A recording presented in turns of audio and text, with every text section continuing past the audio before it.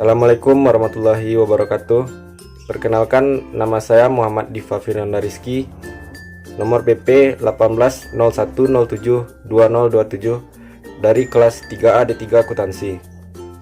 Baik, pada kali ini saya akan mempresentasikan proposal rancangan tugas akhir saya dengan topik penyusunan laporan keuangan pada Yayasan Panti Asuhan Al-Ihsan berdasarkan ISA 35. Baik, pada proposal rancangan tugas akhir saya ini terdiri dari 3 bab. Bab 1 pendahuluan, bab 2 tinjauan pustaka, dan bab 3 gambaran umum entitas. Pada bab 1 terdiri dari yang pertama latar belakang, yang kedua rumusan masalah, yang ketiga tujuan penelitian, yang keempat manfaat penelitian, dan yang kelima metode penelitian. Baik, pada bab 1 pendahuluan, yang pertama itu latar belakang. Pada era modern saat ini, akuntansi memiliki peranan penting dalam suatu entitas. Entitas membutuhkan akuntansi sebagai suatu praktik untuk menghasilkan informasi akuntansi agar dapat digunakan oleh pemakai untuk pengambilan keputusan. Salah satunya entitas non-laba. Entitas non-laba merupakan suatu lembaga atau kumpulan dari beberapa individu yang memiliki tujuan tertentu dan bekerja sama untuk mencapai tujuannya. Dalam pelaksanaan kegiatan yang mereka lakukan tidak berorientasi pada pemupukan laba atau kekayaan semata. Organisasi non-laba meliputi yayasan sosial, sekolah, gereja, rumah sakit, klinik publik, derma publik, dan organisasi politis. Karakteristik entitas non-laba berbeda dengan entitas bisnis pada umumnya. Dilihat dari cara memperoleh sumber dayanya. Sumber daya yang diperoleh dari entitas non-laba berasal dari pemberi sumber daya yang tidak mengharapkan imbalan. Sumber daya tersebut digunakan untuk melakukan berbagai aktivitas operasional yang dilakukan di dalam entitas non-laba. Unsur-unsur dalam laporan keuangan organisasi non-laba meliputi: yang pertama, laporan posisi keuangan; yang kedua, laporan aktivitas; yang ketiga, laporan arus kas; dan yang keempat, catatan atas laporan keuangan. Yang pertama, laporan posisi keuangan. Laporan posisi keuangan merupakan nama lain dari neraca pada laporan keuangan lembaga komersial. Laporan ini memberikan informasi mengenai besarnya aset atau harta lembaga dan sumber perolehan aset tadi pada suatu titik tertentu. Yang kedua, laporan aktivitas. Laporan aktivitas berisi 2 bagian besar, yaitu besaran pendapatan dan biaya lembaga selama satu periode anggaran. Yang ketiga, laporan arus kas. Laporan arus kas menunjukkan arus kas masuk dan keluar untuk suatu periode. Penyajian arus kas masuk dan keluar harus digolongkan ke dalam 3 kategori, yaitu aktivitas operasi, aktivitas investasi, dan aktivitas pendanaan. Dan yang keempat yaitu catatan atas laporan keuangan. Catatan atas laporan keuangan merupakan bagian yang tidak terpisah dari laporan-laporan di atas. Dan yang keempat, catatan atas laporan keuangan. Catatan atas laporan keuangan merupakan bagian yang tidak terpisah dari ketiga laporan tersebut. Tujuan pemberian catatan ini agar seluruh informasi keuangan yang dianggap perlu untuk diketahui pembacanya sudah diungkapkan. Catatan atas laporan keuangan berupa perincian dari suatu perkiraan yang disajikan, misalnya aktiva tetap dan kebijakan akuntansi yang dilakukan. Organisasi non-laba terdiri dari yayasan. Yayasan merupakan organisasi non-laba yang tujuannya bukan mencari keuntungan atau mencari laba. Menurut Undang-Undang Nomor 16 Tahun 2001, pengertian yayasan adalah badan hukum yang kekayaannya terdiri dari kekayaan yang dipisahkan dan diperuntukkan untuk mencapai tujuan tertentu di bidang sosial, keagamaan, dan kemanusiaan. Yayasan Panti Asuhan Al-Ihsan merupakan organisasi non-laba yang berdiri pada tahun 2017 yang bergerak di bidang usaha amal sosial dan kemanusiaan berupa pendidikan dan penampungan bagi para yatim piatu dalam panti asuhan dan penyaluran bantuan dari pemerintah serta masyarakat. Yayasan Panti Asuhan Al-Ihsan dalam mengelola dana yang berasal dari donatur seperti pemberian dana dari masyarakat dan juga bantuan dari pemerintah. Adanya tuntutan akuntabilitas terhadap organisasi nirlaba membuat organisasi terpacu untuk memiliki manajemen keuangan yang baik sesuai dengan standar yang telah ditetapkan untuk organisasi non-laba, khususnya pada Yayasan Panti Asuhan Al-Ihsan, sehingga akuntabilitas dan transparansi lebih mudah dilakukan. Sesuai dengan ISA 35, Yayasan Panti Asuhan Al-Ihsan merupakan organisasi non-laba sehingga dalam pencatatan laporan keuangan harus menerapkan pencatatan keuangan. Yayasan Panti Asuhan Al-Ihsan belum menyajikan laporan keuangan sesuai ISA 35 karena laporan keuangan tidak sesuai dengan standar yang berlaku umum dan hanya memuat laporan penerimaan dan pengeluaran kas saja. Dengan pertimbangan itulah, penulis melakukan penelitian pada Yayasan Panti Asuhan Al-Ihsan dengan tujuan untuk mempermudah dalam menyusun laporan keuangan bagi Yayasan Panti Asuhan yang sesuai dengan standar akuntansi keuangan yang berlaku umum di Indonesia. Berdasarkan latar belakang tersebut, maka dari itu penulis tertarik melakukan penelitian pada Yayasan Panti Asuhan ini dengan judul Penyusunan Laporan Keuangan pada Yayasan Panti Asuhan Al-Ihsan berdasarkan ISA 35. Yang kedua yaitu rumusan masalah. Berdasarkan latar belakang di atas, maka pokok permasalahan dari rancangan tugas akhir ini adalah bagaimana penyusunan laporan keuangan Yayasan Panti Asuhan Al-Ihsan berdasarkan interpretasi standar akuntansi keuangan atau yang disebut ISA 35. Yang ketiga yaitu tujuan penelitian. Tujuan dari rancangan tugas akhir ini adalah untuk mengetahui penyusunan laporan keuangan pada Yayasan Panti Asuhan Al-Ihsan. Yang keempat, manfaat penelitian. Adapun manfaat atau kegunaan yang diharapkan dari rancangan tugas akhir ini adalah yang pertama, bagi penulis dapat memperluas wawasan penulis tentang bagaimana penyusunan laporan keuangan pada Yayasan Panti Asuhan Al-Ihsan. Yang kedua, bagi akademis dapat menjadi referensi dan informasi tambahan tentang penyusunan laporan keuangan pada Yayasan Panti Asuhan Al-Ihsan. Yang ketiga, bagi yayasan dapat berguna untuk seluruh yayasan di Indonesia dan di Kota Padang agar dapat menentukan penyusunan laporan keuangan berdasarkan interpretasi standar akuntansi keuangan atau ISA 35 tentang pelaporan keuangan entitas nirlaba. Yang kelima, metode penelitian. Dalam pembuatan rancangan tugas akhir ini ada dua metode yang dilakukan, yaitu metode pengumpulan data dan metode analisa data. Pada metode pengumpulan data ada dua cara, yang pertama wawancara dan yang kedua observasi. Pada wawancara, metode ini penulis melakukan wawancara dan tanya jawab dengan pihak pengurus mengenai informasi-informasi yang dibutuhkan untuk proposal ini. Yang kedua, observasi. Pada metode ini dilakukan pengamatan terhadap bagaimana gambaran kegiatan yang ada pada Yayasan Panti Asuhan Al-Ihsan. Metode yang kedua itu metode analisa data. Pada metode ini penulis mempelajari dan memahami data informasi yang diperoleh dari lapangan seperti gambaran umum yayasan dan informasi lainnya tentang yayasan serta data kualitatif yang diperoleh. Bab 2, tinjauan pustaka. Yang pertama, akuntansi. Pengertian akuntansi yaitu suatu proses mencatat, meringkas, mengklarifikasikan, mengolah dan menyajikan data transaksi serta berbagai aktivitas yang berhubungan dengan keuangan, sehingga informasi tersebut dapat digunakan oleh seseorang yang ahli di bidangnya dan menjadi bahan untuk mengambil suatu keputusan.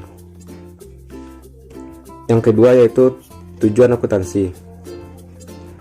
Tujuan akuntansi terbagi dari 3. Yang pertama secara umum, yang kedua secara khusus, dan yang ketiga secara kualitatif. Tujuan akuntansi secara umum yaitu memberikan informasi mengenai keuangan baik itu aktiva maupun pasifa perusahaan, dan juga menyediakan informasi mengenai perubahan pada berbagai sumber ekonomi perusahaan. Tujuan akuntansi secara khusus adalah untuk menyediakan informasi dalam bentuk laporan yang memuat posisi keuangan dan perubahan posisi keuangan secara wajar sesuai prinsip akuntansi berterima umum atau disebut juga Generally Accepted Accounting Principle. dan tujuan akuntansi secara kualitatif, yaitu memberikan informasi yang relevan, menyampaikan informasi yang telah teruji kebenaran dan validitasnya, dan juga informasi yang disampaikan dapat dimengerti oleh pihak-pihak yang berkepentingan. Yang ketiga, manfaat akuntansi, yaitu untuk mengetahui kondisi keuangan perusahaan serta bagaimana kemungkinan pada masa mendatang, menetapkan tingkat risiko yang berkaitan dengan pinjaman atau kredit yang akan diberikan. Itu berlaku bagi kreditor, dan juga dasar menentukan pajak dan peraturan-peraturan bagi badan pemerintah, mendapatkan gambaran kemantapan dan tingkat laba dari perusahaan bagi pekerja dan wakil serikat buruh. Yang kedua, akuntansi organisasi non-laba. Definisi organisasi non-laba. Organisasi non-laba adalah organisasi yang memiliki sasaran pokok untuk suatu tujuan yang tidak komersil tanpa ada maksud untuk mencari laba. Yang kedua, siklus akuntansi untuk organisasi non-laba. Siklus akuntansi entitas non-laba dikelompokkan dalam 3 tahap. Yang pertama, tahap pencatatan, yang kedua, tahap pengiktisaran, dan yang ketiga, tahap pelaporan. Yang ketiga, konsep ISA 35. Karakteristik entitas non-laba berbeda dengan entitas bisnis. Perbedaan utama yang mendasar terletak pada cara entitas non-laba memperoleh sumber daya yang dibutuhkan untuk melakukan kegiatan operasinya. Entitas non-laba memperoleh sumber daya dari pemberi sumber daya yang tidak mengharapkan pembayaran kembali atau manfaat ekonomi yang sebanding dengan jumlah sumber daya yang telah diberikan. Yang keempat, yaitu laporan keuangan organisasi non-laba sesuai ISA 35. Penyajian laporan keuangan entitas berorientasi non-laba disusun dengan memperhatikan persyaratan penyajian laporan keuangan. Laporan keuangan entitas non-laba terdiri dari 5, yaitu laporan posisi keuangan, laporan penghasilan komprehensif, laporan perubahan aset neto, laporan arus kas, dan catatan atas laporan keuangan. Yang ketiga, yayasan sebagai organisasi non-laba. Yayasan, menurut Undang-Undang Nomor 16 Tahun 2001, sebagai dasar hukum positif yayasan, pengertian yayasan adalah badan hukum yang kekayaannya terdiri dari kekayaan yang dipisahkan dan diperuntukkan untuk mencapai tujuan tertentu di bidang sosial, keagamaan, dan kemanusiaan. Yayasan sebagai suatu badan hukum mampu dan berhak serta berwenang untuk melakukan tindakan-tindakan perdata. Pada dasarnya, keberadaan badan hukum yayasan bersifat permanen, yaitu hanya dapat dibubarkan melalui persetujuan para pendiri dan anggotanya. Yayasan hanya dapat dibubarkan jika segala ketentuan dan persyaratan dalam anggaran dasarnya telah terpenuhi. Hal tersebut sama kedudukannya dengan perkumpulan yang berbentuk badan hukum. Yang kedua, akuntabilitas yayasan. Akuntabilitas yayasan pemakai laporan keuangan yayasan memiliki kepentingan bersama, yaitu untuk menilai jasa yayasan dan kemampuan yayasan untuk memberikan jasa secara berkesinambungan, dan juga mekanisme pertanggungjawaban dan aspek kinerja pengelola. Bab 3. Gambaran umum entitas. Yang pertama, sejarah umum Yayasan Panti Asuhan Alisan.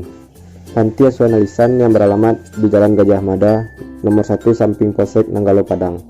Panti asuhan ini didirikan pada tanggal 6 Januari 2014. Panti asuhan ini didirikan oleh Ibu Marni Taat yang merupakan pensiunan di TK Aisyah.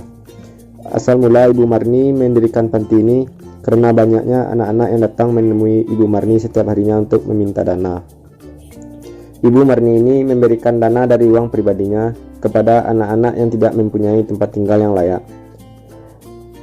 Semakin hari semakin banyaknya anak-anak yang meminta dana kepada Ibu Marni. Maka Ibu Marni berinisiatif untuk mendirikan sebuah panti asuhan. Beliau mengajak pengurus di TK Aisyah untuk berkoordinasi dalam mendirikan panti asuhan. Selain alasan di atas, alasan lain Ibu Marni mendirikan panti asuhan karena kepeduliannya kepada anak-anak yang terlantar dalam artian faktor ekonomi yang kurang, ditinggal oleh satu orang tua atau orang tua yang sudah meninggal dunia, sehingga anak-anak tersebut tidak lagi memperoleh pendidikan di masa kecilnya. Karena keinginan Ibu Marni merawat anak-anak tersebut dan ingin memberikan fasilitas yang layak kepada mereka seperti anak-anak pada umumnya, terutama dalam hal pendidikan, Ibu Marni mendapat dukungan dari keluarga terdekat, rekan-rekannya dan yang berada di TK Aisyah, masyarakat setempat, dan juga dukungan dari Polsek Nanggalo untuk mendirikan sebuah panti asuhan. Pada awalnya panti ini berdiri hanya memiliki anak asuh dalam panti, karena semakin banyaknya anak-anak yang berkekurangan dalam faktor ekonomi di sekitar panti asuhan, namun mereka masih mempunyai orang tua, sehingga pengurus panti asuhan Alisan ini mengawasi mereka dari luar panti, yang mana ini dinamakan anak asuh luar panti. Anak asuh luar panti ini bertujuan untuk membantu anak-anak di sekitar panti yang memiliki kekurangan dalam segi ekonomi. Yang kedua, struktur Yayasan Panti Asuhan Alisan. Panti Asuhan Alisan ini memiliki 29 orang pengurus, yang mana belum termasuk penasihat dari panti asuhan. Penasihat panti asuhan terdiri dari Polsek, Lurah, RT, dan RW. Setiap pengurus mempunyai kewajiban dan tanggung jawab masing-masing. Yayasan Panti Asuhan ini diketuai oleh Ibu Marni Taat dan diwakili oleh Bapak Syafi'i Zainuddin. Yang ketiga, fungsi pengurus Yayasan Panti Asuhan Alisan. Yang pertama, ketua. Fungsi ketua yang pertama yaitu menjalankan visi dan misi yayasan sesuai dengan anggaran dasar, memberikan wewenang kepada para ketua divisi sehubungan dengan hal-hal yang berkaitan dengan ruang lingkup masing-masing divisi. Yang ketiga, berhak mendelegasikan kepada salah satu pengurus harian dalam melakukan hubungan dengan pihak-pihak di luar yayasan. Yang keempat, memimpin dan mengkoordinasikan seluruh anggota dan pengurus yayasan.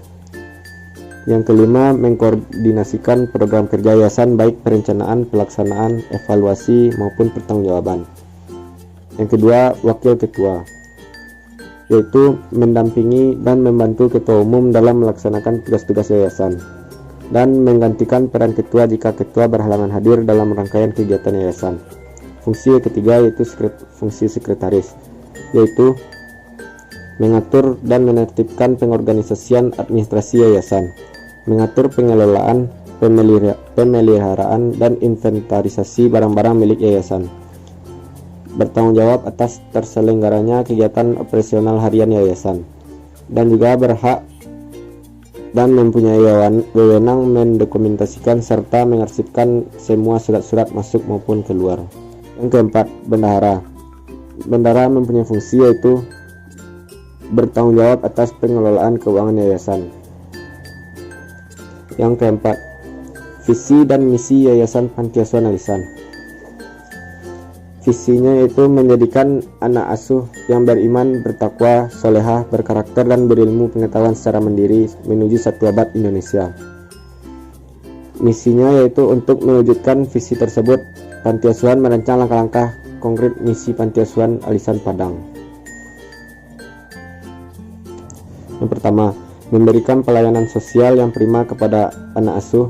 Yang kedua, meningkatkan sumber daya insani anak asuh agar beriman, bertakwa, dan berkarakter serta berketerampilan mandiri melalui pendidikan formal, informal, dan non-formal. Yang ketiga, membimbing dan mengarahkan anak asuh serta alumni panti asuhan bekerjasama atau bermitra dengan lembaga lain agar anak mampu mandiri. Yang kelima, kondisi Yayasan Panti Asuhan Alisan. Panti asuhan ini merupakan panti yang aktif dalam mengadakan kegiatan unit kegiatan sosial seperti pemberdayaan anak yatim piatu, kaum duafa dalam panti dan di luar panti. Kegiatan yang dilakukan panti asuhan ini untuk memberikan edukasi terutama dalam hal pendidikan anak asuh, memberikan pendidikan yang layak untuk mewujudkan impian anak-anak yatim dan kurang mampu, menjadikan anak asuh yang beriman, bertakwa, solehah, berkarakter, dan berilmu pengetahuan. Adapun kegiatan lain yang dilakukan di panti asuhan ini seperti sholat berjamaah, mengaji Al-Quran, tahfiz, tartil, dan juga mengerjakan pekerjaan rumah di panti asuhan.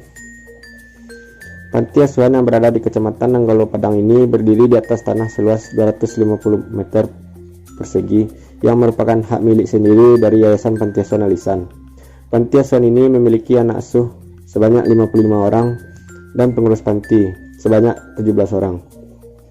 Panti asuhan Alisan dalam pencatatan keuangannya hanya menggunakan buku kas bulanan seperti catatan kas masuk dan kas keluar yang dipegang oleh bendahara panti.